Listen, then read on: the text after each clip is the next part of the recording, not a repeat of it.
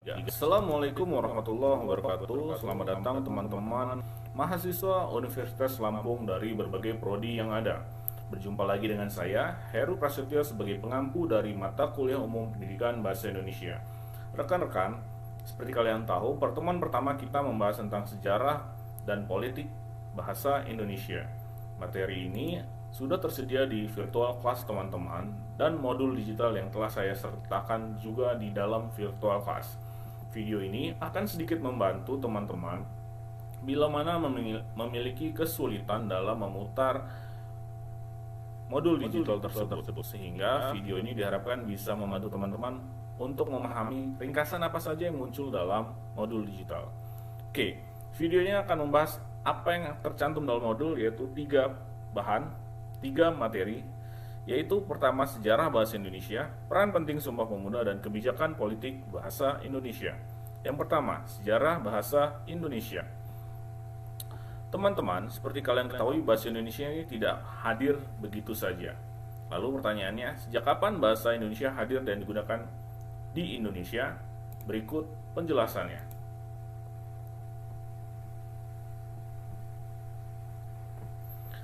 Bahasa Indonesia dikenal berawal dari bahasa Melayu. Ia tumbuh dan berkembang dari bahasa Melayu sejak abad ke-7 dan dipergunakan sebagai bahasa perhubungan atau lingua franca. Bahasa Melayu ini digunakan di Kepulauan Nusantara, tidak hanya di Pulauan Nusantara, melainkan juga hampir di seluruh Asia Tenggara. Kala itu, para pedagang yang berasal dari Gujarat, Persia, India hadir di Nusantara, melakukan aktivitas perdagangan, berinteraksi, berkomunikasi menggunakan bahasa Melayu. Berikutnya, hal ini juga dipertegas dengan aneka prasasti yang muncul di berbagai wilayah Indonesia. Prasasti-prasasti tersebut ditulis menggunakan tulisan Pallawa dengan menggunakan bahasa Sanskerta, ada juga yang menggunakan bahasa Melayu. Seperti itu. Berikutnya,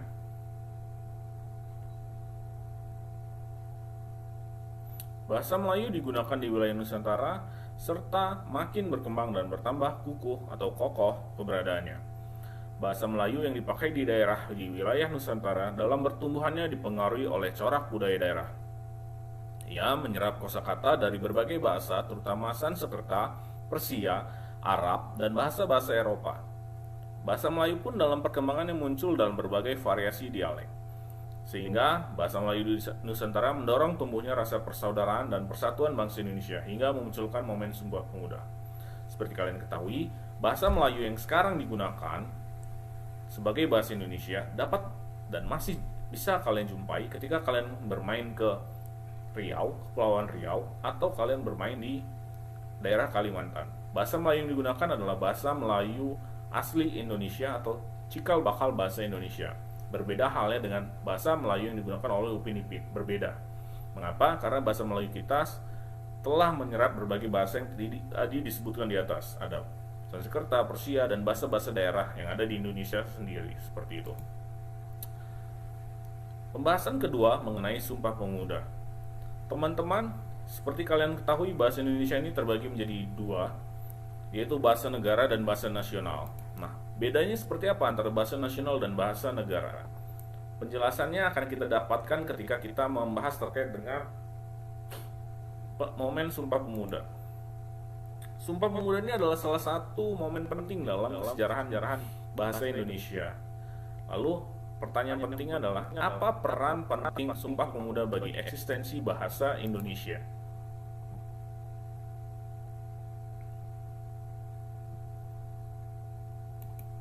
Oke, masih berputar.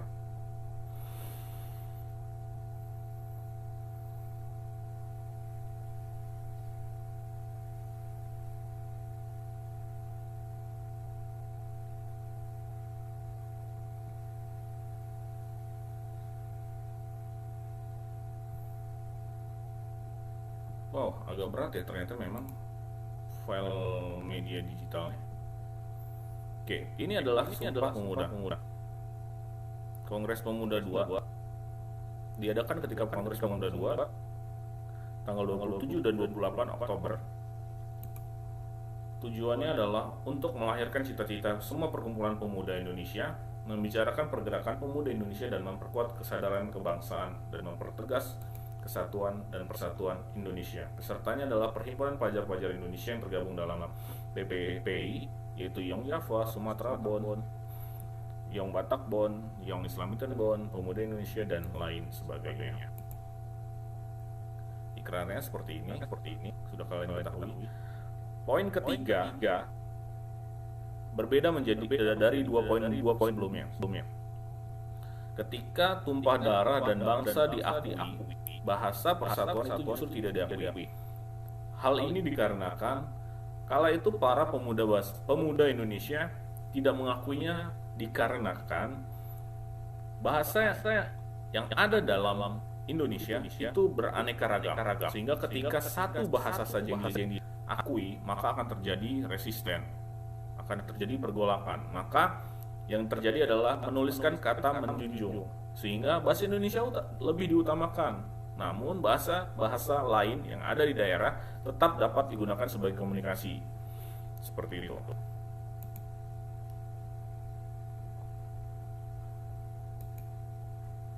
Ini adalah video singkat tentang Sumpah Pemuda. Dari pemuda-pemudi Indonesia yang mengikrarkan satu tanah air, satu bangsa, dan satu bahasa.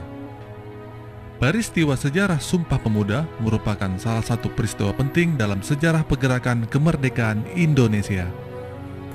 Ikrar ini menjadi satu tonggak utama bangkitnya semangat para pemuda Indonesia untuk menegaskan cita-cita berdirinya negara Indonesia.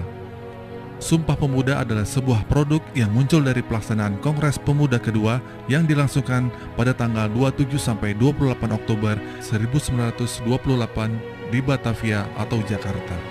Gagasan penyelenggaraan Kongres Pemuda kedua berasal dari Perhimpunan Pelajar-Pelajar Indonesia, yaitu sebuah organisasi pemuda yang beranggotakan pelajar dari seluruh Indonesia. Pada rangkaian rapat terakhir yang sekaligus menjadi penutup Kongres Pemuda kedua, para peserta berkumpul di gedung Indiske Klub Keboy di Jalan Keramat Raya 106 yang sekarang menjadi Museum Sumpah Pemuda. Kongres tersebut dihadiri oleh berbagai wakil organisasi kepemudaan seperti Yong Java, Yong Ambon, Yong Salebes, Yong Batak, Yong Sumatera Bon, Yong Islamit Bon, Sekarukun, Pemuda Betawi, dan sebagainya. Ada 13 tokoh penting yang menjadi otak perumusan Sumpah Pemuda, di antaranya Sunario, Johannes Lemena, Sugondo Joyo Puspito, Joko Marsaid, Muhammad Yamin, Amir Sarifudin, W.R. Supratman, Sarmindi Manggun Sarkoro, Karto Suwiryo, Kasman Singo Dimojo, Muhammad Rum, Adnan Kapaugani, dan Sikong Leong. Sebelum Kongres ditutup dan untuk pertama kalinya lagu Indonesia Raya karya W.R. Supratman diperdengarkan. Ya, itu adalah sekilas tentang sejarah dari Sumpah Pemuda. Kita akan masuk ke poin terakhir atau berikutnya, yaitu tentang kebijakan politik yang menyertai eksistensi dari perkembangan bahasa Indonesia hingga saat ini. Apa sajakah kebijakan politik tersebut? Yuk kita bahas bersama.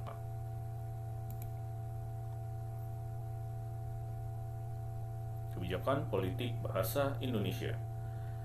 Kebijakan politik yang pertama adalah jelas terkait dengan Sumpah Pemuda, karena Sumpah Pemuda menjadi dasar bersatunya bahasa Indonesia, bersatunya para pemuda dan menggunakan bahasa Indonesia sebagai bahasa nasional.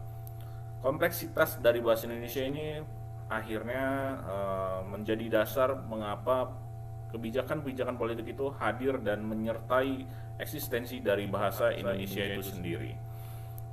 Sementara kalau terkait dengan Sumpah Pemuda, itu adalah momen yang paling menjadi fondasi, menjadi titik tolak bagaimana menyatukan keberagaman di Indonesia. Sumpah Pemuda.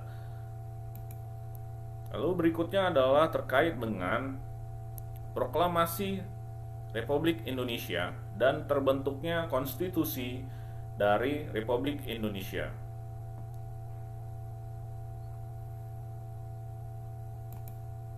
Oke, kita buka berikutnya. Sorry, agak berat ya. Mohon maaf.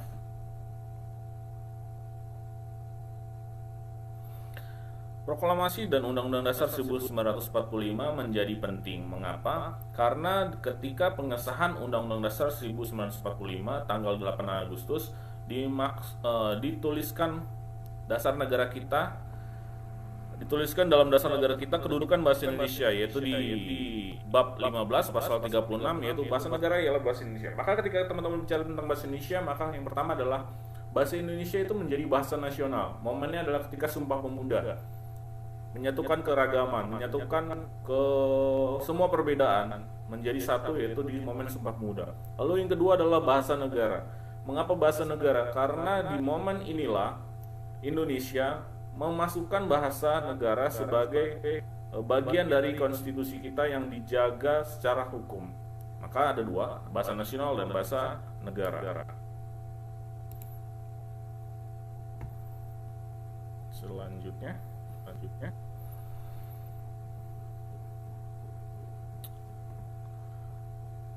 Poin berikutnya adalah terkait dengan turunan dari konstitusi kita, yaitu hadirnya Undang-Undang Nomor 24 Tahun 2009 tentang bendera, bahasa, dan lambang negara serta lagu kebangsaan.